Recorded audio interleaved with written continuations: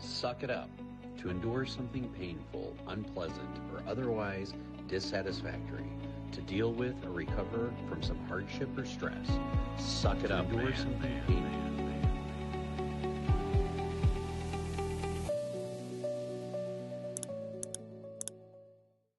Well, welcome to today's podcast. Today's topic we are going to be talking about is toxic versus healthy masculinity. And I think with the name of the podcast being Suck It Up, Man, it reminds me what a good healthy masculinity is I am like in the midst of remodeling 2 different houses, getting them sold on the market and doing a lot of the work myself because I'm finding out that if I don't get it done myself, it either doesn't get done to my satisfaction or it just takes too goddamn long, or I'm just tired of hearing other people's excuses.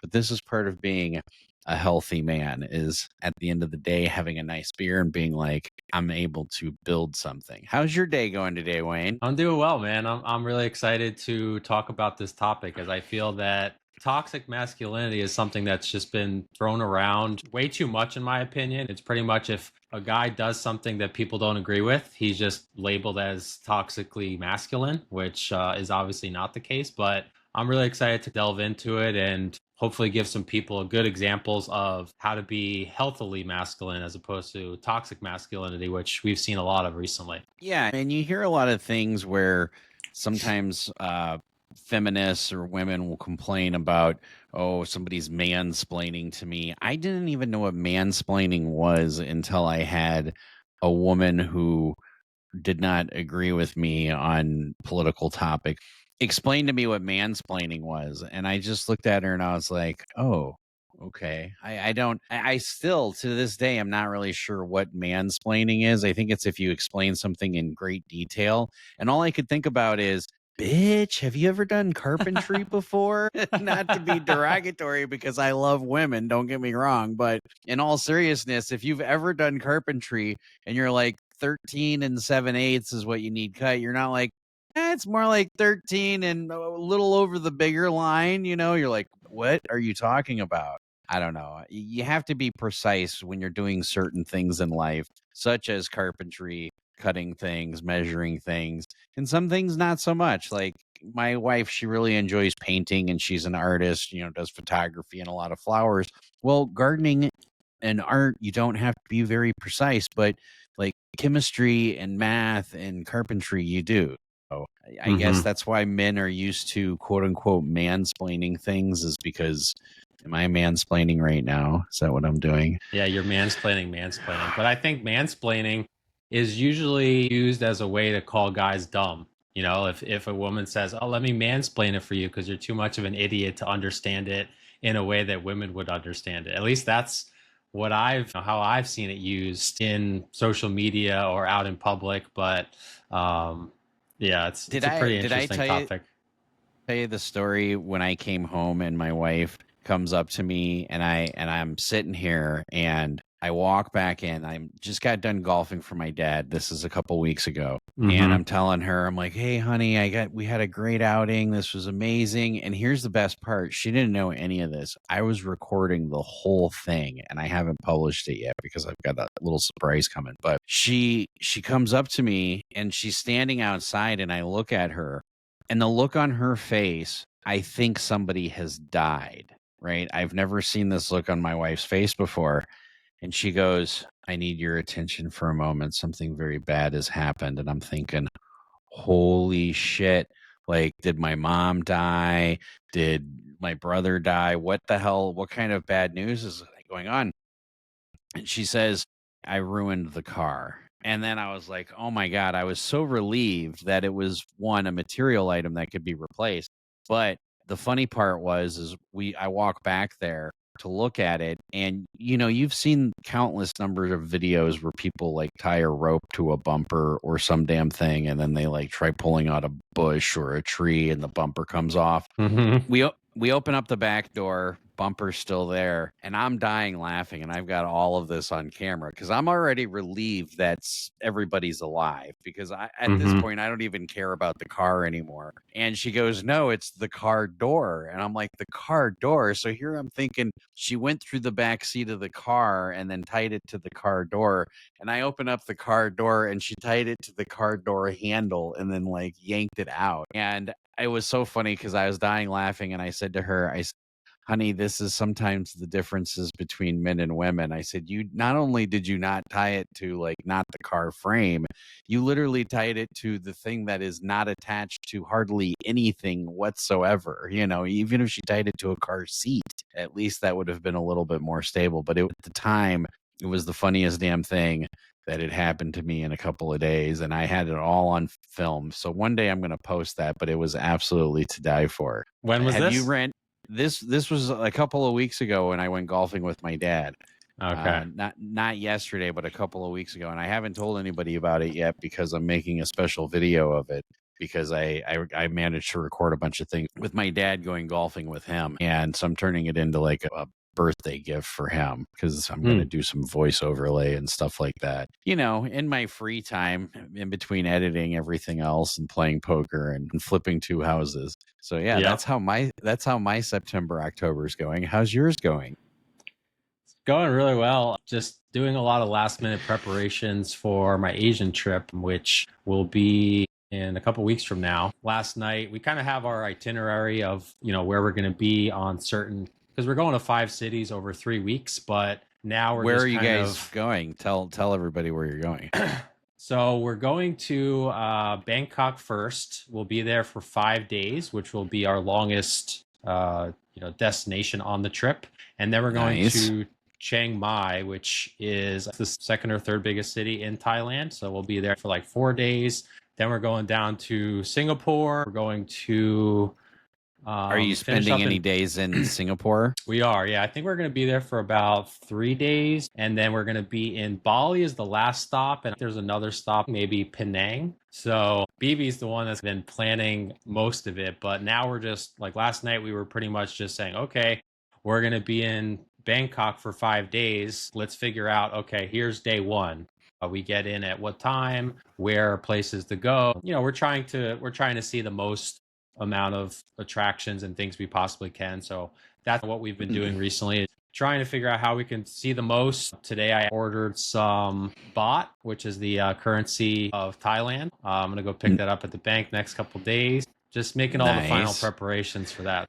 I'm not looking Yeah, forward to the flight, but I am excited about the trip. yeah, it's fun to find and experience new things. And I myself am going to Japan and Bali as well. I'm looking forward to your experiences. And that actually brings into our first guest, who is a world traveler as well, Jacob Steins. And for those of you who don't know who Jake is, Jake and I met, it was probably like, was it 8 years ago or so? And he was a student at Northern Michigan University. So we met up here in the UP. We're going to bring him out here in just a second. But so it sounds like your September, October is super busy, just like mine. So we should just pretty much just suck it up and deal with it, right? Pretty much. Yeah. Yep. Yeah. That's what you have to do. Nope. So we do have Mr. Steins. How are you doing today? I'm good. Now, for the audience, why don't we do two things? Tell them, first of all, your first interaction meeting with me, because I think it's a funny story. Yeah. And then two, what it is you do now. So go on and give the audience, the listeners. And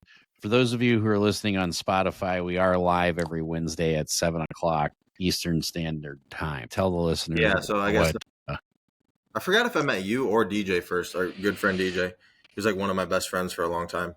We had like a falling out. It was mostly because of me, but I'm recently reconnected with him. But yeah, I think he introduced me to your game. And then because I'd never played a home game before, I just drove between Northern Michigan on campus to the island in Escanaba, was it? Right? Mm-hmm. Yeah, hour and a half drive. And then he told me about like some fun home game. It was like 3-6 limit, and it was 30 minutes from campus. It was on an Air Force base. So I was like, okay, I'll come check it out. Brought a few $100s.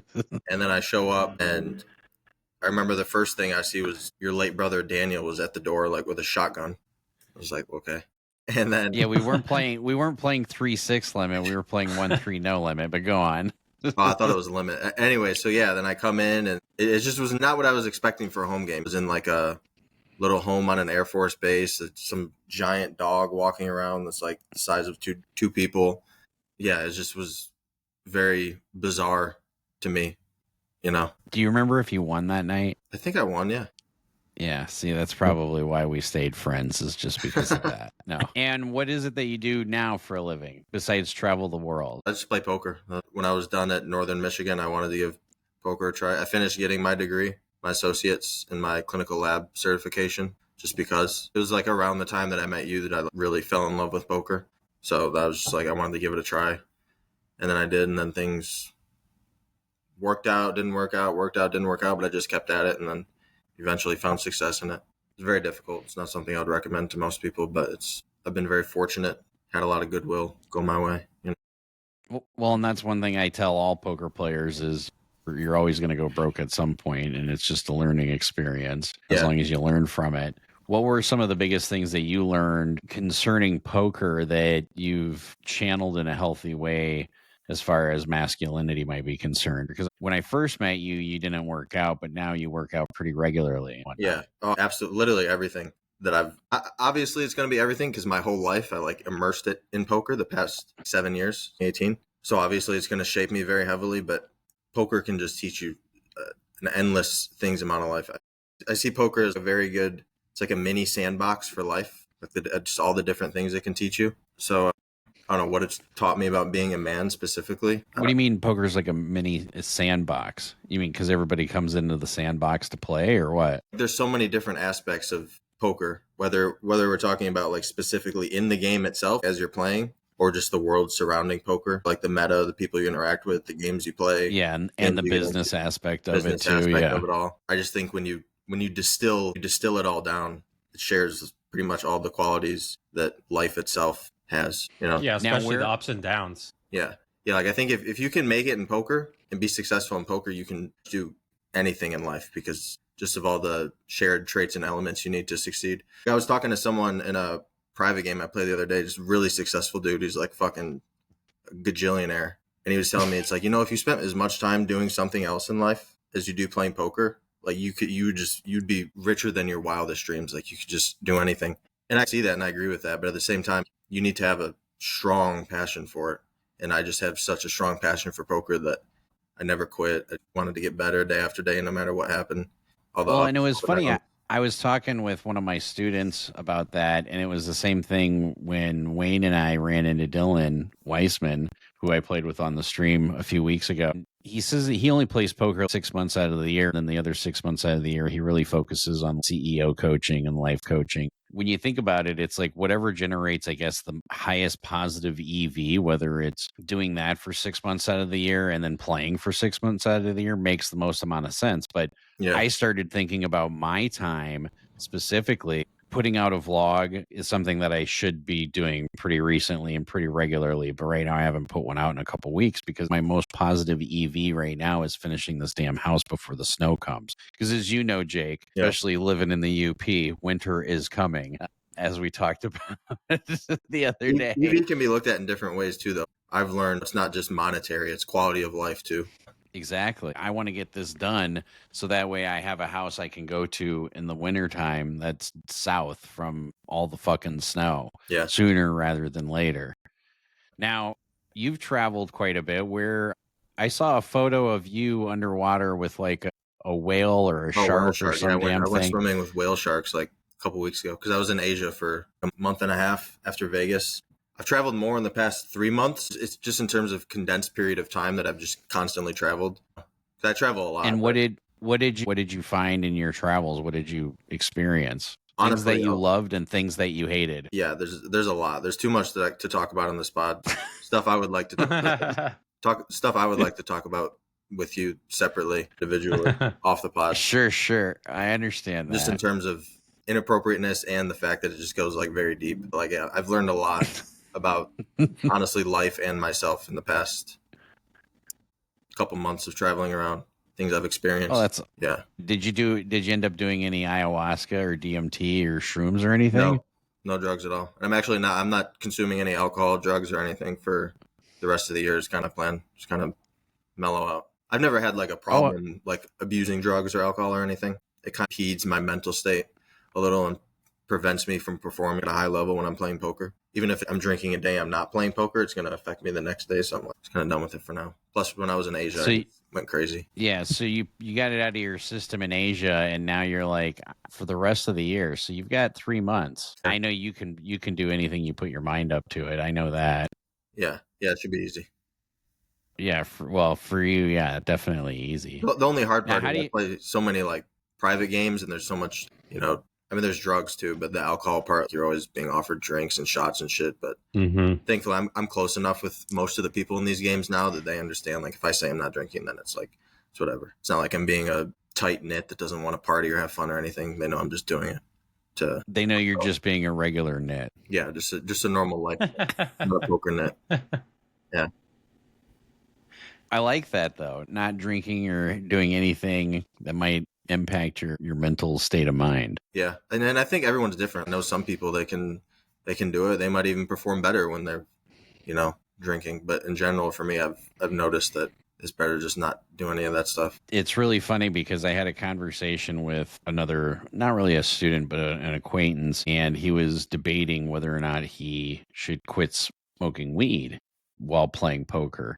He came to the conclusion that he had lost enough that he was like, I need to go back to smoking weed, and then started winning a little bit better. And you're right, everybody's a little bit different. It's like my brother always says, everybody's paradise is different. Yeah. It could also be, if you've done it for so long, though, your baseline is going to be from being under the influence. So you might need time to detox and just completely reset.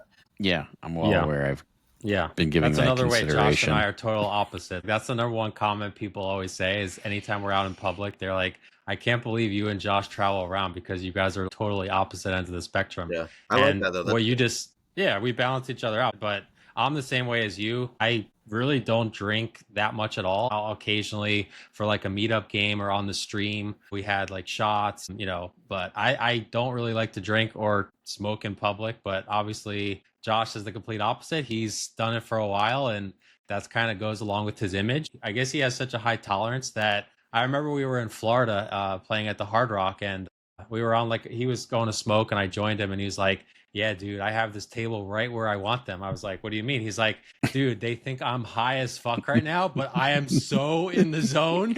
I was like, all right, bro. Well, and then, he ended up winning like a 7K pot with some shit hand. And he was like laughing while he was recording. It was the whole 9 time. high. It was 4, 5, 6, 9 double suited for 700 pre's 5 ways. I loved it. It was a great hand. Yeah. And it was right after I got done smoking that doob. I came in and played that hand. 6-9 double suited? Hand.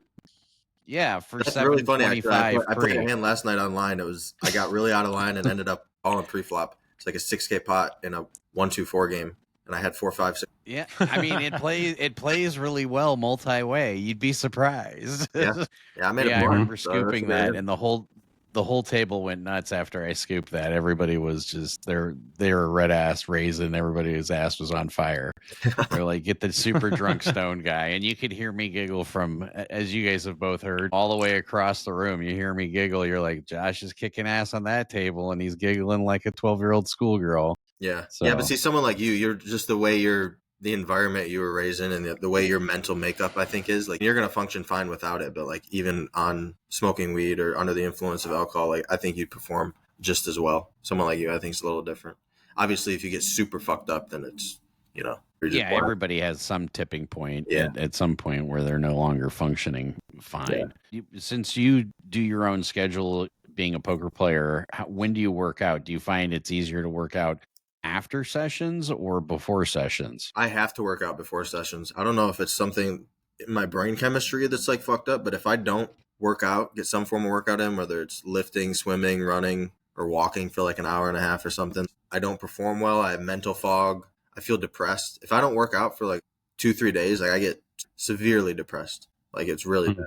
Thankfully, I know like what it is, and it's an easy fix. I don't know why it's like that really, but I have to work out right when I wake up. It's just part of the routine, and it's a form of meditation for me. Have you always been like that? I think I last saw you a couple years ago at the series, and you obviously look like you've put on some mass since I've last seen you. Like, is it something that just like came on like the last couple of years that you realized that you just perform better like this, or where did that come from? Well, I've always done it. Even Josh knows. I would wake up, like when we would travel, Josh and I travel, play poker together, I would wake up and go running or something. So it used to be just running was my thing, but then I got into lifting the middle of last year just because I wanted to try. I wanted to see transforming my body and stuff. Yeah, the past like 18 months of my life, I've had like the biggest transformation of like by far. Like my life is completely flipped, I guess, downside up because it's a good thing, not upside down. And was there a pivotal moment that you realized that was like a tipping point, or was it like gradual? For working out, or just like when my life just When your life went right side up? Yeah, there was a big tipping point. It was right after Keno? You remember Keno, yeah? Yeah. Keno, yeah. We had gotten back from a cruise. We came out last year in January. I had no money, like a few $1,000s. And I was almost 100,000 in debt. So yeah, we came out to Dallas to play poker, and I was like, "Hey man, like I have pretty much no money. Do you want to like stake me or whatever? Put me in?" And he's like, "Yeah." So he gave me some money, and then I played.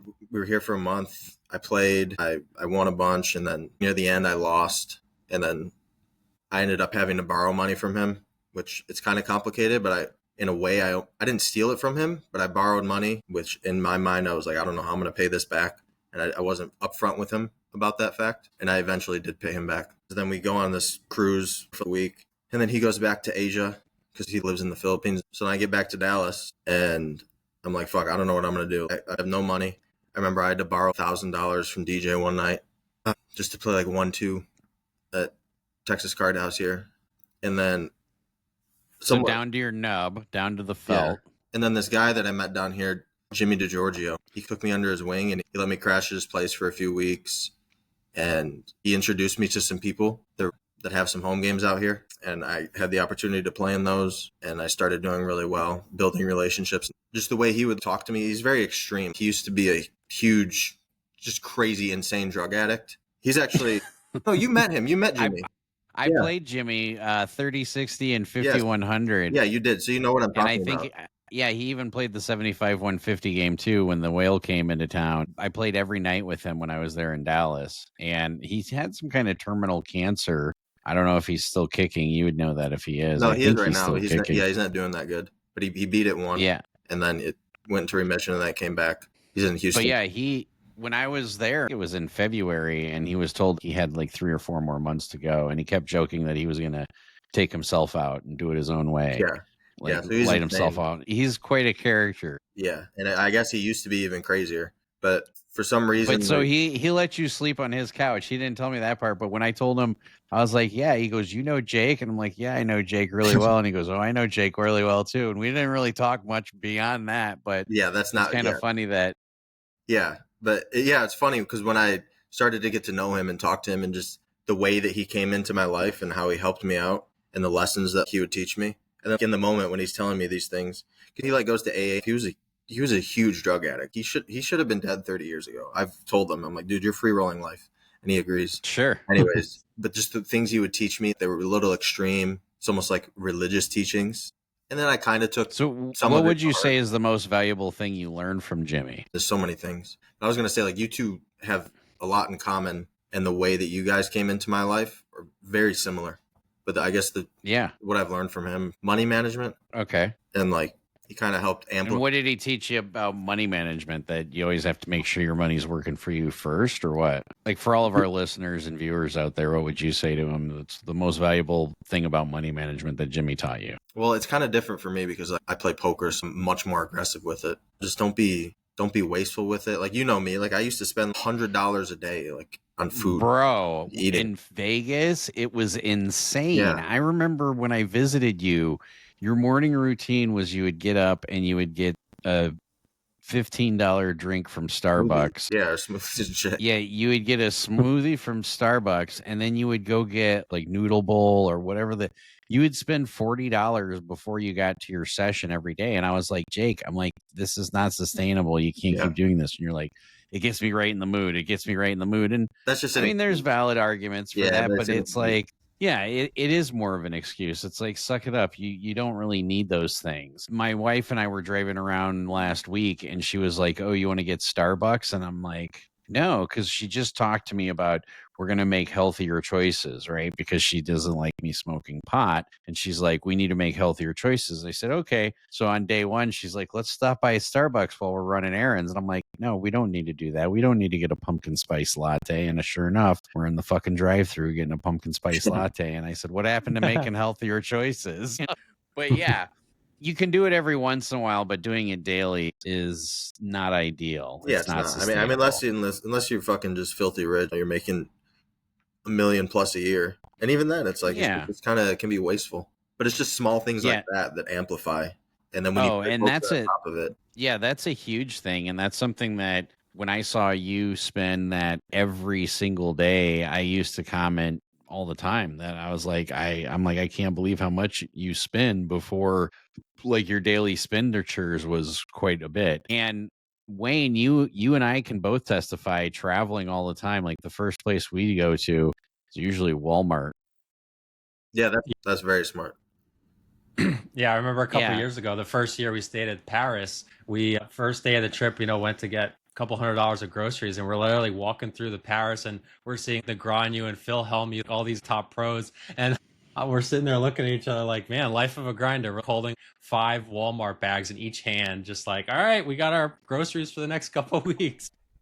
We really should have just ran up to him and been like, "Hey, let's get a photo with us and our groceries," because one day you'll realize, we were there too. Yeah, Well, bankroll management's huge, especially a life of a grinder. Yeah, You know, I mean, for the longest time though, I couldn't really manage my bankroll because it was so small, which I think is fine. When you have 10K to your name and you're playing poker, don't manage your bankroll. Just be aggressive as possible, because losing 10K is not the same as losing 100K. You can be really aggressive with 10K. When that's any business venture. It's not just poker. If you have 10K and you have an aggressive business plan, like just do it. And if you lose the 10K, you can make it back. However, if you have 100K, then you need to be a little more conservative because that's much more valuable. Well, it's one of those sayings, to go from 1K to 100K takes a hell of a lot more work than to go from 100K to 1 million, because 100K to 1 million is only 10xing your money, where 1K to 100K is 100xing your million.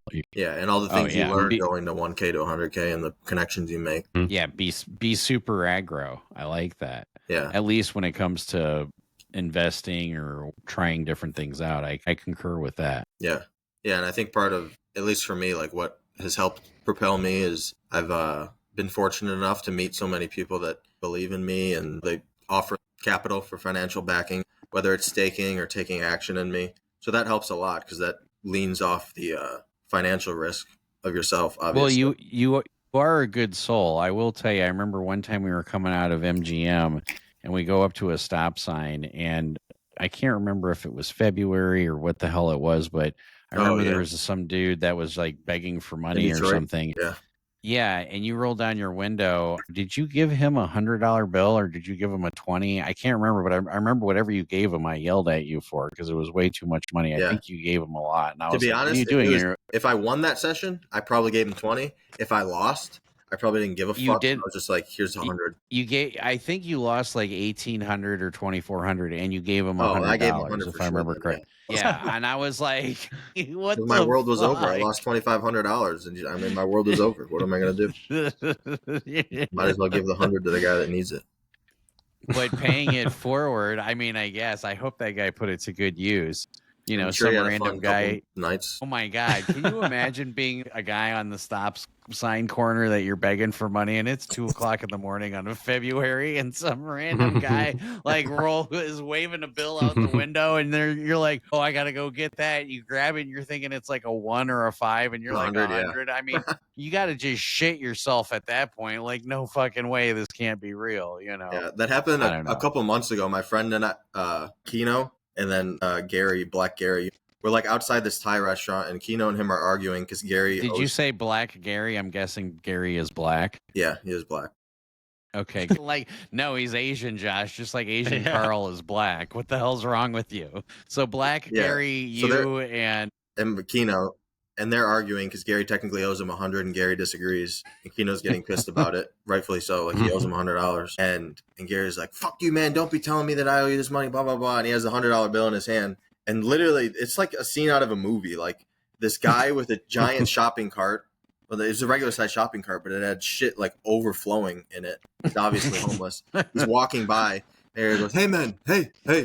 He's from Eritrea. I'm trying to do an Eritrean accent. "Hey man, here, take this." And the guy's like, "What?" And so Gary goes over and gives $100, and the guy's like, "What?" Like, just imagine you're just some homeless guy with this giant shopping cart walking down, and then this guy just like, "Here's $100." You didn't even ask for it. It's probably like, what the fuck just happened? It would have only been funnier if the homeless guy was like, "I don't want any part of whatever you guys are arguing about. Here's the 100 back." So you've obviously, sounds like the last couple of years you've definitely made a lot of positive steps to mentally get better, physically. How have any of these lessons translated into dating or just becoming a better person? Maybe opportunities have opened up because people can see this transformation you've gone through. Any situations that like every day, especially with dating. I mean, I'm not trying to date anyone right now. I'm just focusing on myself. I've definitely seen that aspect of it. I haven't been dating, but if I'm talking to a woman now in a romantic manner, it's a lot different. Because I think the biggest thing, going back to what you said that Jimmy taught me, and I don't know if he taught me it directly or I just, everything he told me, I put it together and it helped me with something, but it's the dissolution of your ego, which everyone has ego. I still have ego, but you knew me before. Like I had a very big ego. I pretty much, like I had to get rid of it because, I had less than nothing. I'm like $100,000 in debt. I either have to quit playing poker and get a job, which I have no experience with, or just keep at it. And so I just had to, no more ego, no more bullshit spending. I just have to solely focus on myself and just put your nose to the grindstone, because it's hard going from playing games where you're buying in like $5,000 and then all of a sudden you have to go grind 1-2 and be happy with a couple $100 win. And that's what I started doing. Yeah. You just have just completely not suppressing your ego, but like kind of having it under control, because you can't get rid of your ego. I call it like your rite of passage. Yeah. Like, because you don't realize that anybody can go broke. I have not. My wife has. I've done a lot of shrooms, but I'm working on doing some ayahuasca. Yeah, because I think that's a lot of people I've talked to that have done ayahuasca. They have, that kind of experience where your ego sort of dissolves. Your dissolution of yourself. Yeah, you realize that everybody is one and that you're all connected. And it's funny because I try talking to Flounder about that all the time, my brother, Kevin. And he's always like, "No, Josh, you don't have to offer me recreational drugs." And I keep trying to tell him different things, whether it's like, "Hey, there's actually studies coming out with psilocybin, with shrooms, whether it's to deal with anxiety, whether it's to deal with depression, whether it's to deal with addiction." And he's just like, "Oh, they're recreational drugs." I'm like, "No, the state of Texas, like literally has just passed a law. And I know you reside in Texas, allowing people to take psilocybin for like addiction medications and I think that is a thing psychiatric.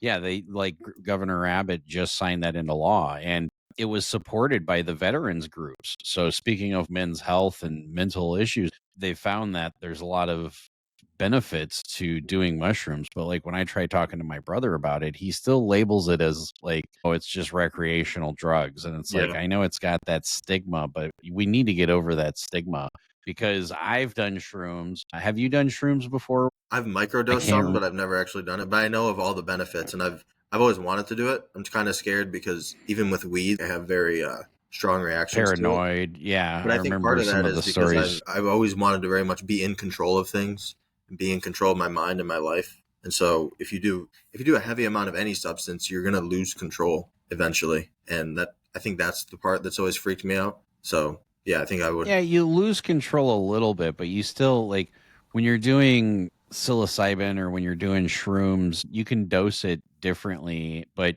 if you just take like a normal dose, you still realize you're in control of things. You just might experience things differently. Yeah. But I think that's a good thing. Having those quote unquote bad trips are the most transformative experiences you can have. Well, and even 60 Minutes, like speaking of mainstream media, was doing a news report on veterans who traveled to do a ayahuasca trip and to do a psilocybin and a shroom trip, and they were supervised by shamans, and they found that it's super healing. I encourage people who have addictions to try it. people who have trauma, whether it's past relationships, to try it. Obviously, it's one of those things that you need to talk to a medical professional about, or talk to a spiritual guide or somebody who's had the experience. You just don't want to get like some random shroom guy dealer off the corner. Get it from somebody who's reputable. But one thing, like in the state of Michigan, down in Ann Arbor, it's actually legal to purchase shrooms in the state of Michigan down in Ann Arbor. And just in Ann Arbor? It's in Ann Arbor. There's a few other cities as well. I thought shrooms were completely legal in Michigan. No, I didn't know that. They're, and don't quote me on this, but if you're using them for religious purposes, I believe that they're legal in the state of Michigan. But I know in Ann Arbor, they're legal for both religious as well as recreational purposes. So that seems just like a loophole then, because you could just say it's for religious purposes, right? Well, yeah, but I mean, in Ann Arbor, you can actually like buy shrooms. They're not allowed to have a set up store shop, but they have 3 different websites.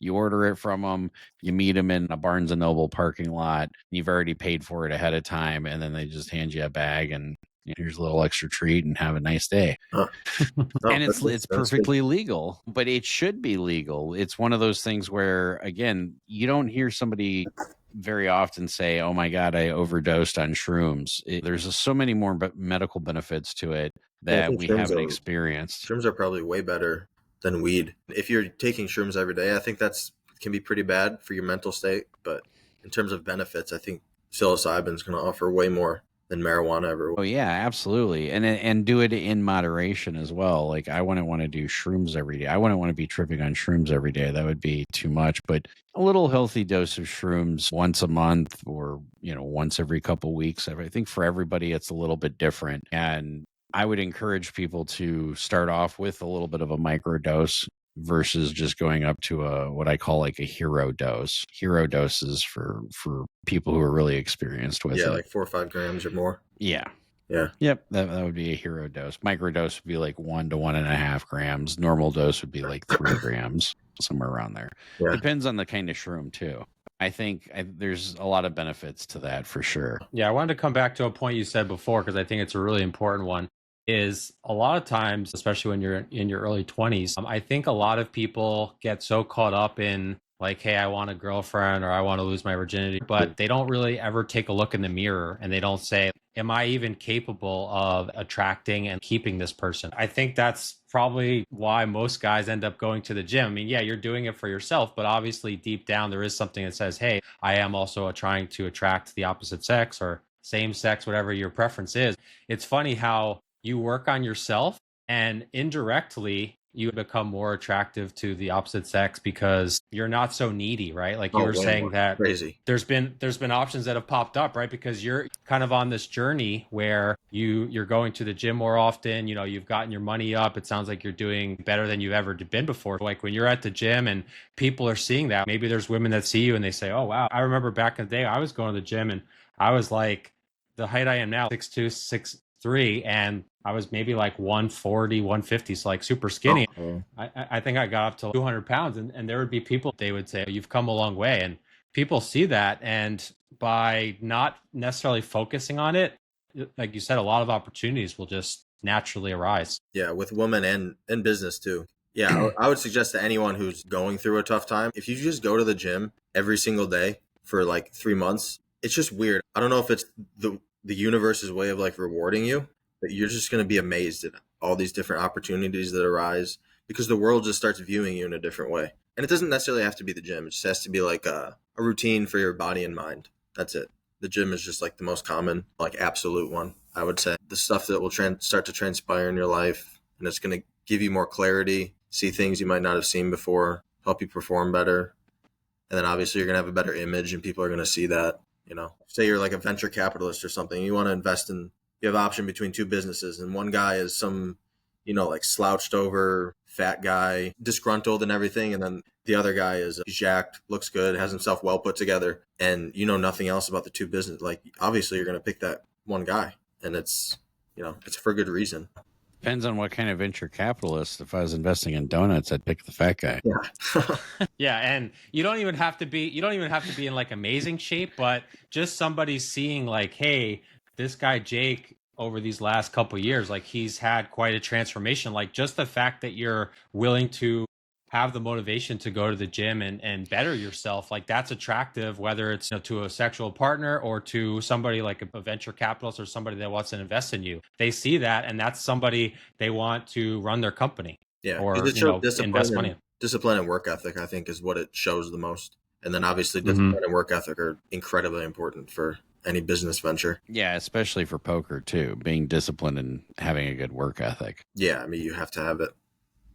There's Yeah. probably the most important thing. Yeah, and it kills two birds with one stone. Not only are you bettering yourself, but if you're somebody that maybe doesn't have a lot of friends, right? There's this loneliness epidemic. I always tell Josh that we're more connected than ever, but we're actually more disconnected than ever, where there's a lot of people say they don't really have that many friends. So if you're one of these people going out, pickleball is obviously huge nowadays. Yeah. Join a pickleball club, go to the gym. You're going to meet people. You're going to build your social circle, and it's just going to open up so many more doors for you. Yeah, I think that's probably huge. I'm a little biased because I just meet people through poker because that's all I do. And then poker's like such a huge social thing. Like there's more.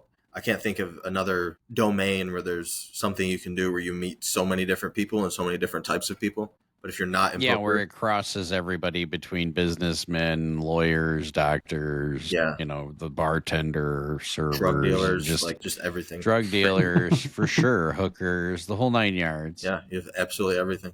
But yeah, if you're not in that world, then doing something like the gym or pickleball stuff, sports, whatever, is really good. I mean, golf's another good one too. I know Josh said he hates golf, but he's been doing that more recently. I've heard stories about people saying they've closed $1 million deals on the golf course. So I don't personally love golf, but I think that's another one maybe to a lesser extent than poker or the gym or something. But you can meet a hell of a lot of people. I wouldn't say I hate golf anymore. I'm learning to appreciate it, but I certainly would rather do other things than golfing. Yeah. But yes. Well, that aspect of golf definitely ties in with poker for sure. There's a lot of people that play poker also golf. So yeah, we talked about the healthy versus toxic masculinity earlier. What is an example that you've seen, whether it's the last couple of years or in your life, that you've seen either or, healthy versus or toxic? Maybe it's a situation where a father figure like told you like, hey, man up, suck it up, or any examples that you could think of from your past? I don't know if I believe in the whole toxic masculinity thing. I believe that there's toxic people and they're going to have traits, whether maybe one of the strong traits is masculinity, everything that encompasses. And then because they're toxic, it's just going to come out in that particular way. You see like the stereotypical example of toxic masculinity, like fucking Biff from Back to the Future. Big buff guy, Jack, goes around bullying people, stuff like that. But I don't think you see that as much today. I think I kind of agree with you on you see just people being toxic by themselves, not necessarily toxic masculinity as much. Yeah, not outwardly toward other individuals. It's really rare. It gets blown out of proportion sometimes on social media, but it's such a small percentage. Mm-hmm. Yeah, I think Andrew Tate was probably the most famous example where he blew up. Like I think he came to prominence like during COVID, where like everybody was inside, and he was probably the most popular person on the planet for years. You see other examples of it today. I mean, I think Josh and I have had these conversations where a lot of these toxically masculine people, like they try to bring up men, but they're like bringing down women at the same time. The same situation with the whole feminist movement, right? Where the feminist movement was meant to bring up women, but it wasn't meant to do that at the expense of men.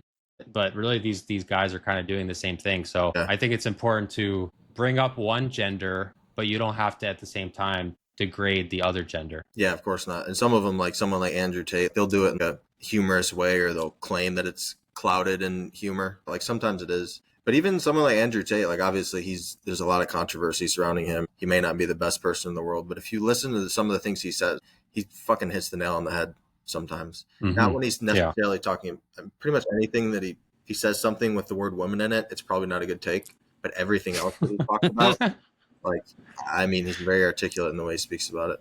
Especially the past, like, 6 months. I think it was, like, after he got out of jail. He's, like, if you hear him talk now, it's much different. Like, he's a lot more respectful. He was obviously, like, the poster child for toxic masculinity for the past 5 years or so. But I think it's a lot more harmful to be on the other opposite end of the spectrum of extreme masculinity. We're just like very meek, very weak, and not really having any of those traits. I think that Well, it's one of more those harmful things to that individuals I to say grow up. there's no women who are attracted, or none that I'm aware of, where they're like, oh, I'm looking forward to a man who can't make up a decision on anything and is not confident in themselves and they're not manly in themselves. Women don't like men who aren't confident. And same Yeah. thing, men are not attracted to whiny people. No, Like, no one's exactly. attracted to a whiny little a person that sounds like they're whining and they're 12 years old and they're making up excuses. It's like there's nothing attractive about that. No men are like, yeah, that's what I want. Yeah, playing the victim card and shit. You know, it's just not. I think Oh the my best way to God. put it is when you distill it. It's like that old metaphor. It's better to be a warrior in a garden than a gardener in a war. You want to be extreme masculine, as far down that spectrum as you possibly can, like to the point where you might call it toxic. But then you want to be able to control it and suppress it and not have it, out there. I think it goes back to what we talked about before with going to the gym. That's the easiest way, in my opinion, to gain confidence in yourself, right? If maybe you're a little out of shape and you want to feel better about yourself, like join a gym. It is a slow process, like muscle building and fat loss, with the exception of taking like Ozempic or one of these pills and stuff. But if you go about it the natural way, I mean, it is a very slow process, but It can happen pretty you're quick. going to be... I mean, 3 to 6 months, if you're doing it every other day and doing it properly, taking right protein intake, creatine supplements and stuff, like it can happen pretty quick. Yeah. And for what's sure. the worst that can happen if you go to the gym for 3 months? Now, I know my wife's going to listen to this and say, hey, but I mean, you can get injured, I guess, if you're doing something properly. Well, it was funny because I was thinking about it. I was like, when was the time in my life when I worked out the most? And I realized it's when I owned a club. Every time the club would shut down, I'd go work out at the fucking gym on my drive home. So I'm used to working out at like 3. You talk about the poker club? Yeah. So I used to work out at like 2, 3, 4 in the morning after whenever the club would shut down. The Anytime Fitness that was in between the club and my house, I would stop by and work out at. I stopped working out pretty much a little bit after that.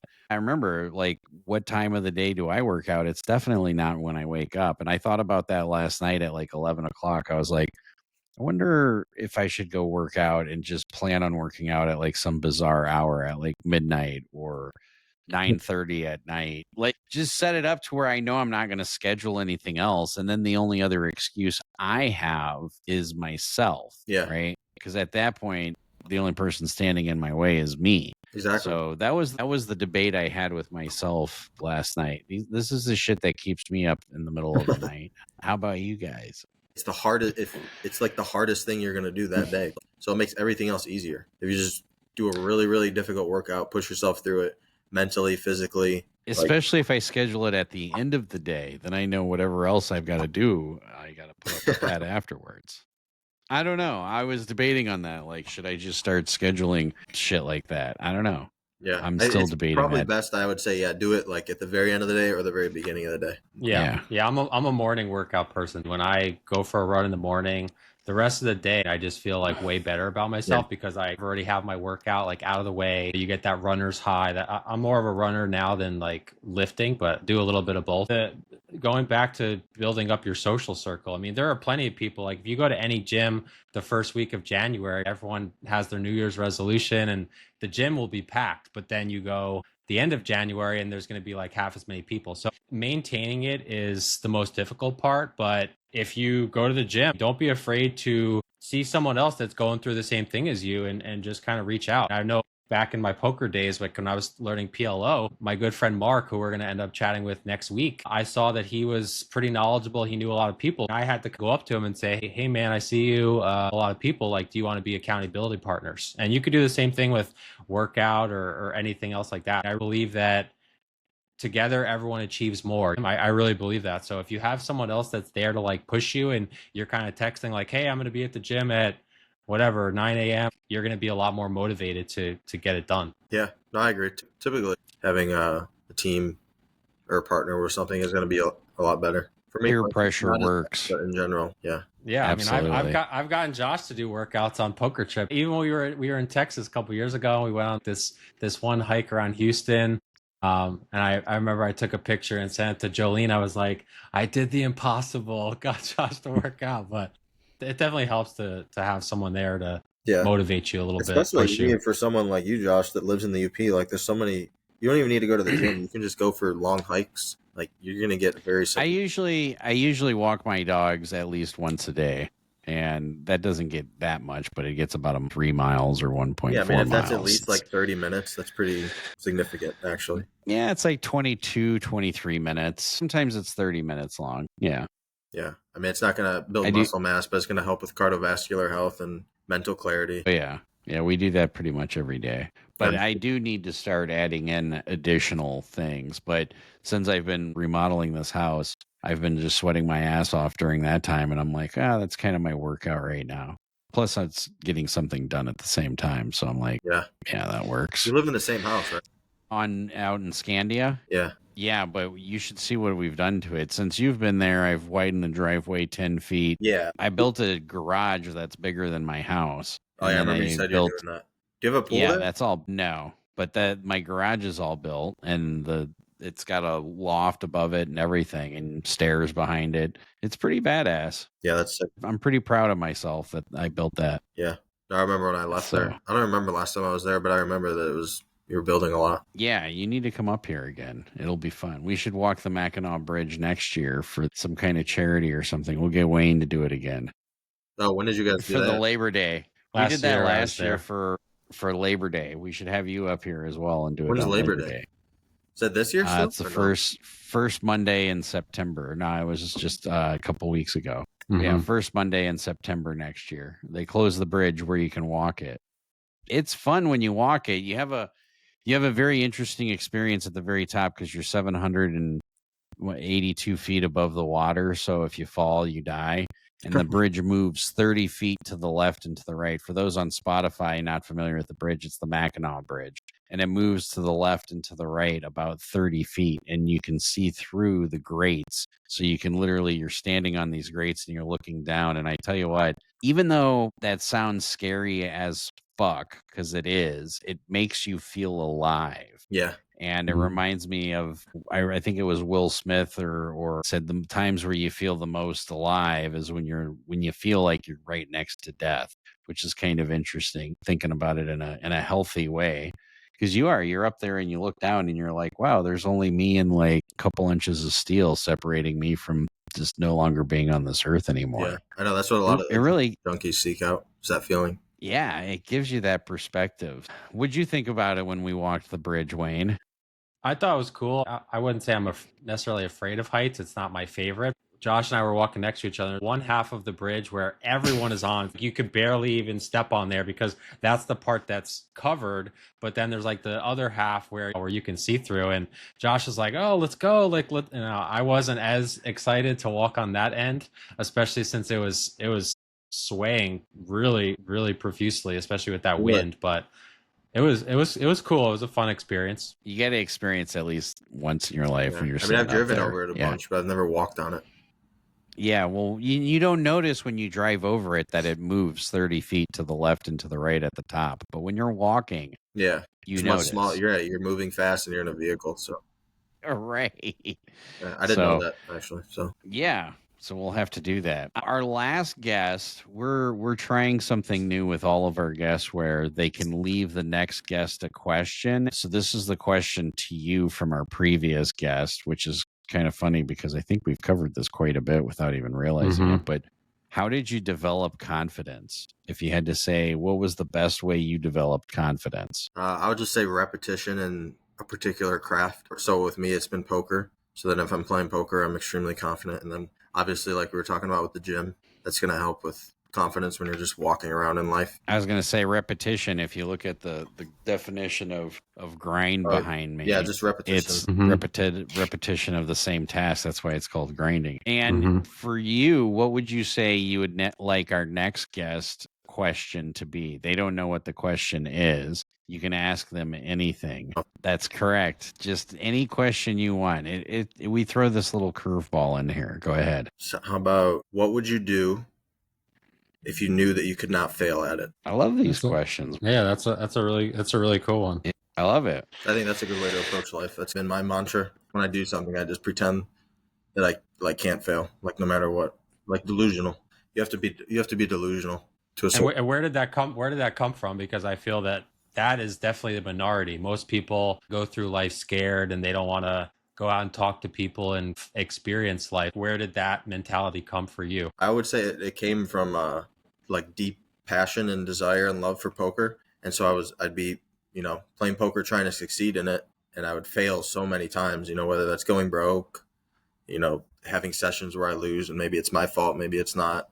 And then you have to be like, all right, well, if I'm going to succeed at this, I have to take a delusional approach that's completely outside of the realm of reality, or I'm just going to fail because that's what keeps happening. This is reality. I keep failing. So I just had no choice. If I want to succeed at this, you just have to be delusional, and you just have to only see that route where success is the only option. And there's no harm in doing that. I don't see why you would want to go through life thinking that there's another route where you could fail. There's just no point.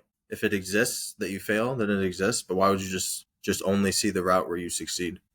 Yeah, rather than looking at a path that there's two different paths, just be like, no, there's only one path, and that's the path we're going to go down. Yeah, and then if you go down it and you die, then okay, well. Then the next.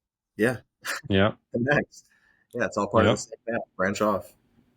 Right. Wayne, do you have any other questions for Jake?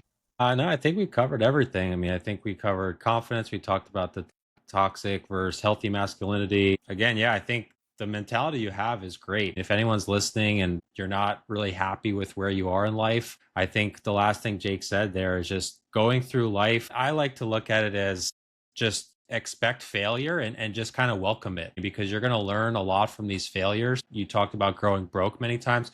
We say in poker, it's a rite of passage. But that could be related to life. If you're broke and homeless, you don't have a choice. You're either going to die because you don't have food to eat, or you're going to make it happen. You're going to suck it up. So I think that's the really good way to close it out. Those have also been the best times of my life. Looking back, is when I'm at the very bottom, broke, and have nothing, and nothing's going my way. Like in the moment, it feels really dark, like really, really dark. But then looking back, when you say best times, like they helped you develop the most amount of character or helped define who you were? That is what I'm getting at. But also some of the best times I've had are just in terms of being happy. All three of us would be kicking it, and you're doing fine because you had other ventures. But like DJ and I have nothing. We're just broke students with no money. We're just happy, just enjoying the journey. Have nothing, just talking shit. Oh yeah. Or like when you and I were fucking stranded on a freeway in Florida for like 3 hours.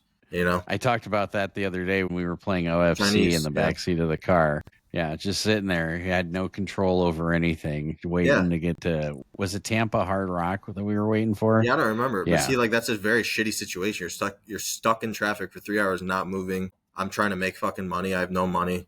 And it was a very fun, happy time. Mm-hmm. Yeah, Josh told me a funny one. What's the casino that's right by your parents' house, Josh? Ojibwa Casino? No. You're the Florida, the one in Ocala. The Oxford Downs. Oh yeah. Yeah. So Josh told me a funny story about how you guys went in and cleaned out these couple gangsters or whatever you would call them, but didn't they wait outside for you guys or something? Yeah. Suspected we were getting followed in a golf cart. Yeah. So I came up with this stupid fucking idea at my parents' house because everybody down there in the villages rides a golf cart. I said, hey, let's go to Oxford Downs in a golf cart. And Jake's like, sure. And it's fucking 80 degrees, whatever. We each got like $2 or $3 grand on us. And we go over there in a golf cart. And I remember I played 2-5. Jake played 1-3. 2-5 was and we both super high stakes for me at the time. It's like, yeah. And we both cleaned up. Like Jake won like 1,800. I think I won $4 grand or something. Or it was a substantial amount where the table ended up breaking. And as we're going to cash out, I say to Jake, I go, I just realized we don't have a fucking car. And he goes, yeah. He goes, I guess you should have thought about that before, we got here. He's like, keep in mind at the time, like, I'm still kind of like naive. This, to be honest. I'm very naive and oblivious. I'm not naive now, but I'm still careless. And Josh is very attentive. Like he knows like this is a real risk. Like, It was one of those situations where I said to Jake, he goes, what are you going to do? I said, they got some rocking chairs out front. I'm really good at thinking on my feet. Wayne knows this from other experiences. I said, let's go sit on these rocking chairs and just hang out for 30 minutes. Sure enough, we sit out there and we're just sitting on the rocking chairs going back and forth. And those guys come out. They sat in their car and they smoked cigarettes for fucking 25, 28 minutes. A lot of cigarettes. Yeah, well, cigarettes. Who knows what they were smoking? But eventually I looked at Jake and I'm like, well, if tonight's the night we're going to get robbed, at least we saw it coming. I said, let's get in the cart. So we get in the cart, and on Oxford Downs, they got this windy ass road before the highway. Yeah, it's very long. And we're going 12 miles an hour. We're going at the speed of a golf cart. And sure enough, we're on this fucking windy road, and this car pulls up behind us. And I said to Jake, when I saw him from behind, I said, if they go really slow behind us and then they pull to the side of us trying to screw with us, just drive into the field. Yeah. Their car's not going to go into the field. Just drive into the goddamn field. I'm like, this is our exit plan. And sure enough, they pull up behind us and they're going slow, and then they just passed right by us. And I was like, oh, thank God. But I remember the whole time driving home, because it was a 25-minute golf cart ride home at 2:30 in the morning. 30, 45 minutes. It was long. And you always carry a gun, but you didn't have your gun for some reason. Yeah, I didn't have my gun with me at the time. And we had probably $6,000 or $7,000 between the two of us. More than that, I think. Like 10. Yeah, we might have had 10. Why did we just put ourselves in this position? It was really stupid. And yeah, after that, every time I thought about going to Oxford Downs in the golf cart, I'm just like, nope, definitely not doing that. That's just, especially now that I wear a top hat and I'm easy to spot out. It's not like, hey, the guy's got a top hat. How many people are wearing a top hat over there? Yeah. It stands out like a sore I've always thumb. been oblivious On purpose, to that though. stuff too. I remember I was in Austin and I was playing poker one night and I won 15, 20K. So like one of my best sessions ever at the time. And I was like standing very close to the door, just counting my cash out in the open. And one of my dealer friends came up to me, a black guy from the hood. He's like, man, you're not from the hood, are you? Just like sees me counting my money there. And I'm like, what are you talking about? He's like, what the fuck are you doing? Like, put it away. Because I was just counting. I was making sure it was enough. It was what I cashed out for. Yeah. Living, we learn. Always be aware of your surroundings. It helps. Yeah, unless you got Josh with you, and you got if you're with Josh, you got to have the code. You remember the code word? Yeah, I absolutely. I still don't talk about what the code word is. Everybody that travels with me knows what the code word is. Yeah. Okay. It's the same code word with everybody, by the way. So that way, if I'm traveling with 2 or 3 of you, it's not a different code word in case we ever get robbed. Yeah. DJ and I always we always use that code word when some like weird fucking event pops up. See the things that you learn and that you take with you. You know what I mean? I'm humbled. Yeah. Thank you. Life lessons with Josh. Hey, it's important. From Josh and just being with Josh is some shit for sure. Like a lot of wild things. It's been fun so far. We've got more trips coming up though. I know. Yeah. You're going to. When are you going to Japan? What part of Japan are you going to? We're going to Tokyo right after. It's during Thanksgiving. We're going to be there for 5 days. Jolene was a exchange student over there. Oh, really? So the family that she was with is picking us up. That's cool. And so they haven't seen her in like 30 years. Now, my wife hasn't drank since October of or I think it's going on 2 years now. Not for like she has a drinking problem or anything. She just made a mental decision, spiritual decision not to drink. But she did say to me, she goes, when we go to Japan, I might end up drinking. And I'm like, oh, okay. For some of the sake. I don't blame you. I'm probably going to be drinking too. Yeah. I hate to sound like, but I don't think that's a surprise. But the sushi over there is truly out of this world different. You can't even explain it. Like you'll see when you get there. Really? You don't need to look any sushi. You can just go into any sushi place. It's just unbelievable. I've heard people say like, oh, it's so good. It's amazing. And I'm like, yeah, of course it's going to be good. It's Japan. Sushi's going to be great, but it's just truly out of the world. Yeah, I'm looking forward to it. So we're going to be doing that. And then we do 2 weeks in Bali. And then on our way back, we're going through Singapore and then Japan again. And then Japan right now has a special that if you are an American that flew into Japan, you get unlimited flights within Japan domestically for free. Oh, really? That's cool. Yeah. Japan, so I think the bullet train in Japan, those can be more convenient and efficient than flying sometimes too, depending on where you go. Yeah, but I mean, if the flight's free, so we might even hit up Okinawa on the way back because if we get a free flight there and a free flight back, why not? Yeah, I heard Okinawa is amazing. My friend lives there now. Because when I went, I just went to Kyoto and then I took a bullet train to Hiroshima one day. I was there for like 3-4 days. But how was that? It was incredible. It was a very unique experience, It was what would you say is the best thing that you found about being in Japan was? In Japan? Just the way that they just take care of their city and where they live. Their environment. Their environment, society. They have a lot of pride in everything. Yeah, a lot of pride. Everything's so clean, orderly. It's like pretty perfect. I felt like, Gotcha. because I mean, I had been to like 3-4 different Asian countries before I went to Japan, because it was the end of my trip. I just went there for a few days. When I was in like Philippines or Thailand, like I didn't feel like a tourist. I was kind of living the life of like locals, because I hung out with a lot of locals when I was there. When I went to Japan, I felt like a hardcore tourist, very heavily, like very out of place, which is weird because it should feel more at home because it's a first world nation, like More industrialized country, extremely right? industrialized. But I didn't.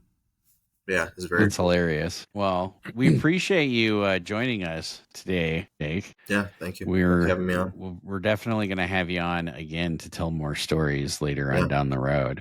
Yeah, I think and between you and I, we got a lot of stories to tell. Oh yeah, we definitely we have to save some for future episodes, though. That's for sure, and have you on it again as a guest. Sure. We appreciate you checking us out, and as you guys know, we're on all the socials. If you guys do have a topic you want us to talk about, or if you'd like to be a guest on our episode, we're going to have a little email down below. You can go ahead and email us on that, and we'll get that squared away with you. I appreciate it, Jake. It was a really good conversation. I think there's going to be a lot of men, especially younger men, who are going to hear your story and take some positivity out of it and make some really great changes in their life. So yeah, that'd be cool. Oh, awesome. One last thing, Jake. If anybody wants to reach out to you on Instagram or X, do you want to give out that information? My Instagram is my I don't know if this displays while you're on the podcast, American Luck Box. American Luck Box. Yeah, that is my Instagram. I don't use Twitter. That's your Instagram. Okay, so yeah, if anybody wants to reach out to Jake, American Luck Box on Instagram. Yeah. Well, we appreciate it, brother. Yeah, thank you. Thank you for having me. Thanks, Jake. Well, that was good. That was a good conversation to have with Jake. Yeah, no, he seems. I mentioned it in the podcast, but I almost didn't recognize him. He looks like he honestly gained a good, I would say 15 to 20 pounds of solid muscle. Granted, it has been at least a year or two. I want to say it was like the 24 WSOP. I saw him at a table. He was playing some tournament I was playing in, and Bino was right there chatting with him. He looks like he's done well for himself. I'm happy to hear it. Yeah, you can tell he's been doing a lot of workouts. And he's developed a lot of muscle. It's great to see somebody develop so much as a person from when I first met him to now. To be able to see him develop as a person and as a man is, I don't know, it's reassuring. He's a really cool guy. He's a little different, but he's a really cool guy, and he's reasonable, and he's always a great guy to bounce ideas off of. So I like him and appreciate him. So maybe we got to take a trip back to Dallas early next year, go back to the Hideaway, or we haven't been there in a while. So it could be due for a trip. Oh yeah, definitely. Well, guys, again, if you're listening to us on Spotify, we are live every Wednesday at 7:00 Eastern Standard Time. And if you guys ever want to be a member on our podcast, if you're in the comments, we have links on the comments that you can click on. I appreciate it. And we'll see you guys in the next one. Take care.